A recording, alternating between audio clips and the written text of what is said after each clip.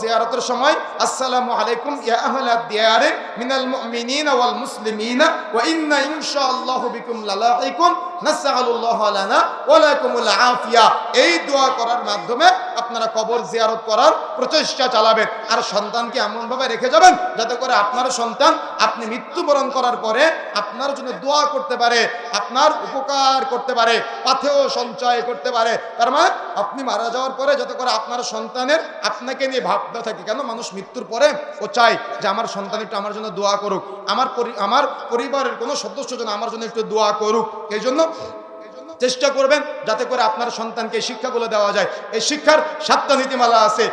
এক, ইলম, আপনি এমন ইলম অর্জন করবেন এবং ওই ইলমের আলোকে এমন দুনিয়াতে কিছু রেখে যাবেন যাতে করে আপনি মারা যাওয়ার পরেও ওই অনুযায়ী যত মানুষ আমল করবে সবার একটা করে নেকির ভাগ আপনার আমলনামায় লিপিবদ্ধ হবে।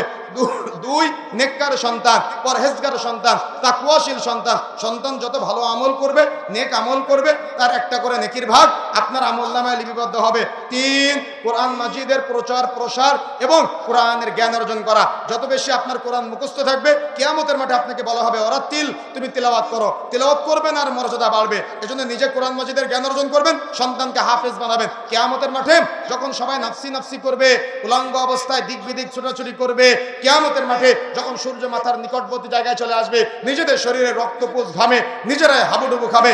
এই কঠিন বিভীষিকাময় পরিস্থিতিতে এক শ্রেণীর বাবা এবং মা দেখা যাবে তারা ওই উঁচু দূরপ্রান্তে উঁচু জায়গায় তারা মাথায় নূরের মুকুট পরে দাঁড়িয়ে আছে, তাদের গায়ে পোশাক পরা, সবাই উলঙ্গ, তারা পোশাক পরিহিত অবস্থায় আছে, সবাই মাথায় নিকটবর্তী সূর্য, কিন্তু তাদের মাথায় নূরের মুকুট জ্বলজ্বল করতেছে। তখন ফেরেশতাদেরকে এই বিভীষিকাময় পরিস্থিতির কিয়ামতের মাঠের মানুষগুলো জিজ্ঞাসা করবে, আমরা এই কঠিন অবস্থায় কিন্তু তারা পোশাক পরা, তারা কারা?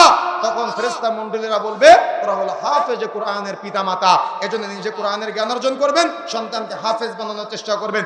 মসজিদ নির্মাণ করা, মসজিদ নির্মাণের কাজে সহযোগিতা করলে, মসজিদ নির্মাণ করলে কিয়ামতের আগ পর্যন্ত মসজিদ থাকবে, আমরা থাকবো না। ওই মসজিদে যত মুসল্লি সালাত আদায় করবে সবার একটা করে নেকির ব্যবস্থা করে দেওয়া, কূপ নির্ণয় খনন করা বা মানুষ যাতে করে পথিক পানি পান করতে পারে এই ব্যবস্থা করে দেওয়া, এগুলো সাদাকায়ে জারিয়ার বড় প্ল্যাটফর্ম।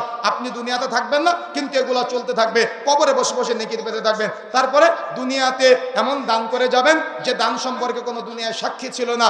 আপনার ডান হাত দান করলে বাম হাত জানতে পারে না, বাম হাত দান করলে ডান হাত জানতে পারে না। এমন কিছু দান দুনিয়াতে করবেন যাতে করে আপনি উপকৃত হতে পারেন। এবং চেষ্টা করতে হবে যে দুনিয়াতে চলার সময় যাতে করে কোনো ব্যক্তিকে কষ্ট না দেওয়া, ব্যথা না দেওয়া, কারো যেন আপনার কোনো কথায় কেউ কষ্ট না পায়। এই সবগুলো আমল আপনি করে দুনিয়া থেকে যাওয়ার চেষ্টা করবেন যাতে করে আপনি মারা যাওয়ার পরে মানুষ এ কথা বলতে পারে যে লোকটা বড্ড নামাজি ছিল। এ কথা যেন বলতে না পারে যে লোকটা কখনো মসজিদে আসে নাই। আপনি মারা যাওয়ার পরে বোন যেন লোকটা বলতে পারে আপনার কাফন পরানোর সময় যে বোনটা সে দুনিয়াতেও পর্দাশীল ছিল। আপনি মারা যাওয়ার পরে কাফনের পর্দায় আসার আগে আপনি দুনিয়াতে পর্দা করার চেষ্টা করুন। জানাজার সালাত কেউ আপনার আমার পড়ানোর আগে আসুন আমরা সালাতে মনোযোগী হওয়ার চেষ্টা করি। আল্লাহ রাব্বুল আলামিন আমাদের তৌফিক দান করুন, বলেন আমিন। আল্লাহ